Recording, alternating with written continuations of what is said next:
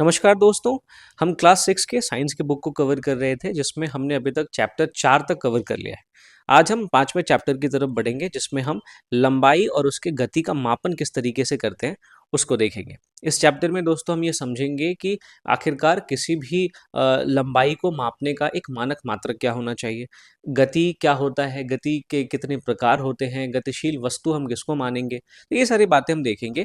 तो मैंने पहले ही आपको बताया हुआ है कि इस पूरे चैप्टर को मैं चूंकि यूपीएससी के पॉइंट ऑफ व्यू से पढ़ा रहा हूँ, तो जाहिर सी बात है जो भी इंपॉर्टेंट कॉन्सेप्ट्स होंगे मैं सिर्फ उन्हीं के बारे में बात करूंगा।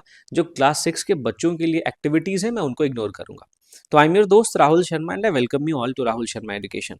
तो दोस्तों अगर हम लंबाई की बात करें तो प्राचीन काल से ही आप देखेंगे बहुत सारी ऐसी विधियां रही है जिससे लंबाई को मापा जाता रहे। आपने अपने घर में भी देखा होगा कि कई बार जो मम्मियां हैं वो अपने कपड़ों को अंगुली से मापती हैं। वो फिर वो जो बित्ता होता है, बहुत सारी जगह पे इसको अलग अलग नाम से भी जानते हैं। तो एक जो आपका अंगूठा है और जो सबसे छोटी उंगली उनको फैला के भी मापा जाता है। योजन भी प्राचीन काल से एक लंबाई को मापने वाली एक विधि थी।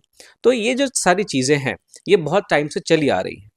इवन कि जब आप हड़प्पा सभ्यता के बारे में पढ़ेंगे तो उसमें एक पुरातात्विक साक्ष्य ऐसा मिलता है जिसमें छोटी छोटी लाइंस खींची हुई है। तो ऐसा माना जाता है कि ये जो आर्कियोलॉजिकल एविडेंस है वो आपको एक पैमाने के रूप में इस्तेमाल होता होगा, एक स्केल के तौर पे इस्तेमाल होता होगा। तो प्राचीन काल से जितनी भी विधियां प्रचलित रही हैं, जितने भी साक्ष्य मिले हैं, ये सारे मानक मात्रक नहीं है। तो दोस्तों सवाल ये उठता है कि आखिरकार मानक मात्रक क्या होते हैं। दरअसल मानक मात्रक एक ऐसा मात्रक होता है जो संपूर्ण विश्व में सभी जगह पे माना जाता है। चाहे आप भारत में हैं, चाहे आप अमेरिका में हैं, चाहे आप इंग्लैंड में हैं या चाहे आप दुनिया के किसी भी देश में हैं। लंबाई का जो मानक मात्रक है वो इन सारे देशों में एक समान होगा। 1 मीटर में जितनी लंबाई होती है वो आपको अमेरिका में भी सेम देखने को मिलेगा, आपको भारत में भी सेम देखने को मिलेगा, आपको दुनिया के किसी भी देश में सेम देखने को मिलेगा। तो दोस्तों मानक मात्रक एक ऐसा मात्रक होता है जिसको संपूर्ण विश्व में मान्यता प्राप्त होती है। तो सवाल ये उठता है दोस्तों कि आखिरकार हमें मानक मात्रक की जरूरत कब पड़ी। तो आप देखेंगे कि जब 1400-1500 के आसपास जब भौगोलिक खोज शुरू होते हैं तो भौगोलिक खोजों ने लोगों को एक जगह से दूसरी जगह पे पहुंचाया। आप देखेंगे जो ब्रिटेन के लोग थे वो भारत में आए। ब्रिटेन के लोगों ने फिर स्पेन के लोग उन्होंने अमेरिका की खोज कर दी, कोलंबस ने अमेरिका की खोज कर दी, वास्को डी गामा भारत आ गया। तो जब एक जगह से दूसरी जगह पे लोग जाते थे भौगोलिक खोज के बाद, तो वहाँ पे उनको ना बहुत सारे सामान के मापन में बहुत सारी परेशानियां होती थी। जो उनके घरेलू मात्रक थे वो अलग थे। फिर वो जब नई जगह पे जाते थे तो वहाँ के मात्रक अलग होते थे। तो इससे काफ़ी ज़्यादा कन्फ्यूजन पैदा होता था।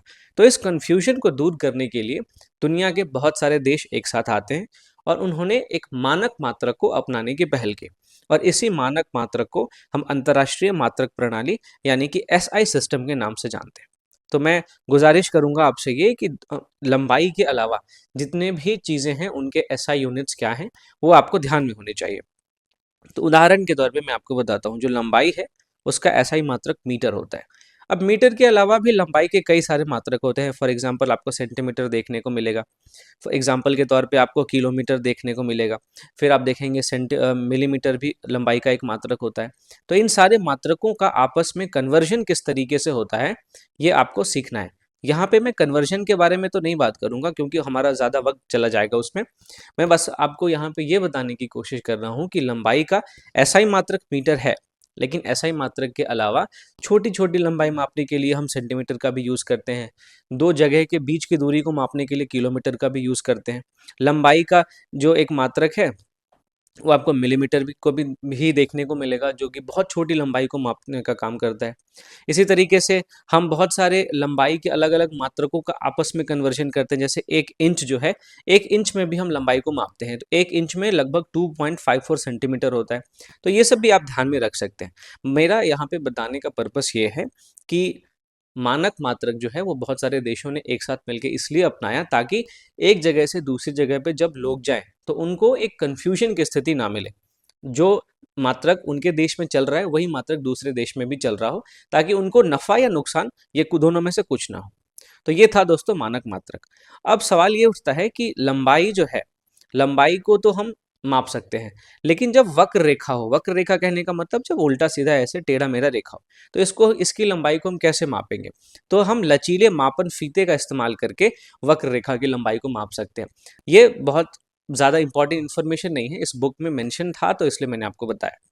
अब ज़रा हम बात करते हैं कि किसी भी वस्तु की या किसी भी पर्सन की स्थिति का निर्धारण किस तरीके से होता है।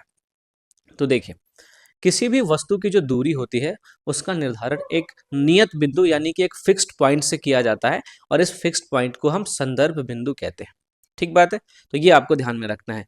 आखिरकार अगर मैं बोलता हूं कि वो मेरे घर से, ये मान लीजिए मेरा घर है, यहाँ पे एक मार्केट है, तो घर से जो मार्केट है वो 50 मीटर की दूरी पे है।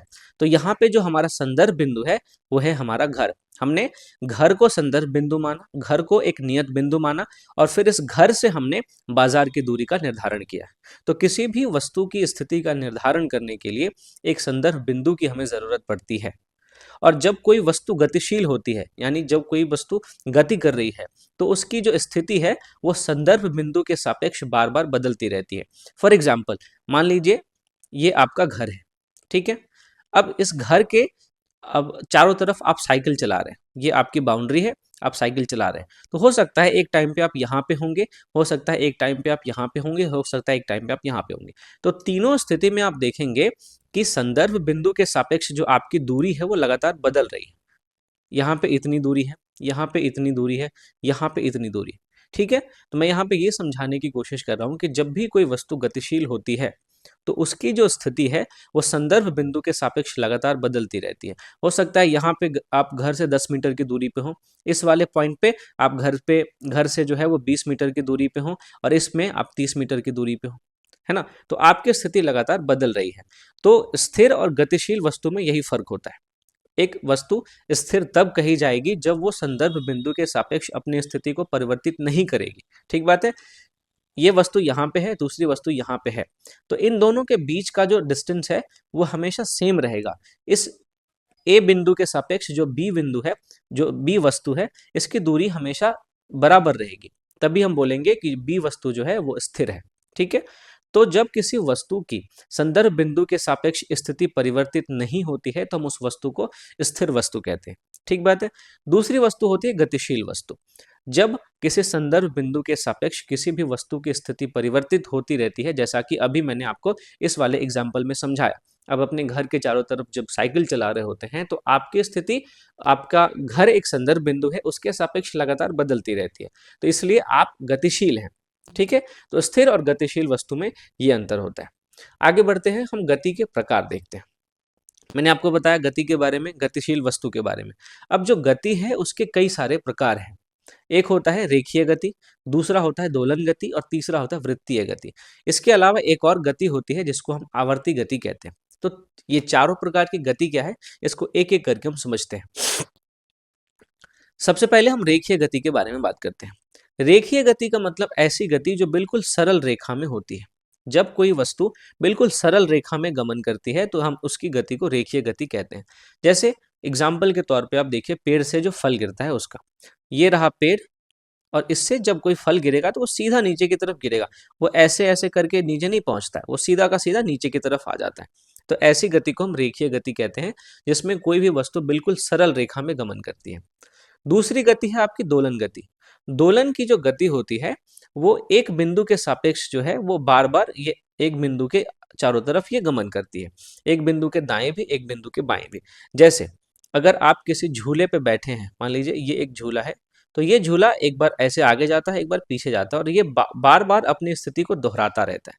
तो जो पेंडुलम की गति है और झूले की गति है वो एक बिंदु से होकर बार बार इसकी गति होती रहती है, तो हम ऐसी गति को दोलन गति कहते हैं। इसको इंग्लिश में ऑसिलेटरी मोशन कहते हैं। ठीक है, ध्यान में रखेंगे आप। तीसरी गति होती है वृत्तीय गति। वृत्तीय गति दोस्तों ऐसी गति होती है जब कोई भी वस्तु बार बार एक वृत्त का चक्कर लगाती है। जैसे आप अगर घड़ी के सुई की गति देखेंगे तो ये घड़ी की सुई है, ये घड़ी की सुई बार बार इस तरीके से घूम के बार बार यहीं पे आएगी और बार बार अपनी स्थिति को दोहराती रहेगी। तो वृत्तीय गति ऐसी गति होती है। तो ये तीन प्रकार की गतियां हैं जो हमें अपने सामान्य जीवन में देखने को मिलती है। अब एक अन्य गति जो है वो है आवर्ती गति। तो आखिरकार इन तीनों में अंतर क्या है, इन तीनों से ये अलग कैसे है? तो आवर्ती गति ऐसी गति होती है जिसमें बार बार वस्तु जो है वो अपनी गति को दोहराती है, एक ही बिंदु से होके बार बार आगे पीछे होती रहती है। अगर आप दोलन गति में देखिए, तो दोलन गति में मान लीजिए अगर मैंने एक बिंदु मान लिया, ये बिंदु है आपका ए, तो इस बिंदु में आप देखेंगे कि ये वाली जो गति है यहाँ से एक बार ऐसे जाएगी, एक बार ऐसे जाएगी, तो बार बार पेंडुलम का जो लोलक होता है वो बार बार अपनी गति को दोहराता रहता है, अपनी स्थिति को दोहराता रहता है। उसी तरीके से वृत्तीय गति में आप जब देखेंगे, घड़ी की जो सुई होती है वो बार बार, अगर मान लीजिए यहाँ पे 12 बजे हैं, तो घड़ी की सुई बार बार इस 12 से होके गुजरेगी, बार बार अपनी गति को दोहराती रहती है। तो दोलन गति और वृत्तीय गति ये दोनों ही आवर्ती गति के उदाहरण हैं। समझ में आया आपको? आवर्ती गति ऐसी गति होती है जिसमें बार बार कोई भी वस्तु अपनी गति को दोहराती रहती है, जैसा हमने पेंडुलम की गति में देखा, जैसा हमने झूले की गति में देखा और जैसा हमने घड़ी की सुई की गति में देखा। तो जाहिर सी बात है कि दोलन गति और वृत्तीय गति ये दोनों ही आवर्ती गति के उदाहरण हैं। तो दोस्तों इस पूरे चैप्टर में इतनी ही बातें थी जो आपको जाननी चाहिए थी। गति के क्या प्रकार होते हैं, मानक मात्रक का इवोल्यूशन कैसे हुआ, मानक मात्रक क्यों जरूरी है, लंबाई का ऐसा ही मात्रक क्या होता है, गति के कितने प्रकार होते हैं। तो ये 4-5 बातें अगर आपने सीख ली है तो इस क्लास का जो मेरा पर्पस है वो पूरा हो चुका है। दोस्तों मेरे चैनल पे आपको साइंस के अलावे लक्ष्मीकांत की पूरी पॉलिटी की सीरीज मिलेगी, तो आप उसको भी देखना ना भूलें। चूंकि मैं आपको यूपीएससी के पॉइंट ऑफ व्यू से पढ़ा रहा हूँ, तो वहां पे मैंने पॉलिटी को इस हद तक डिटेल में डिस्कस किया है जो जो आपको किसी भी दूसरे चैनल पे या किसी भी दूसरे टीचर से देखने को नहीं मिलेगा। तो मैं आपसे बस ये गुजारिश करूंगा कि एक बार आप उन वीडियोस को जरूर देखें, आपको बहुत फायदा होने वाला है। मिलता हूँ अगले चैप्टर के साथ दोस्तों, तब तक के लिए थैंक यू फॉर वॉचिंग।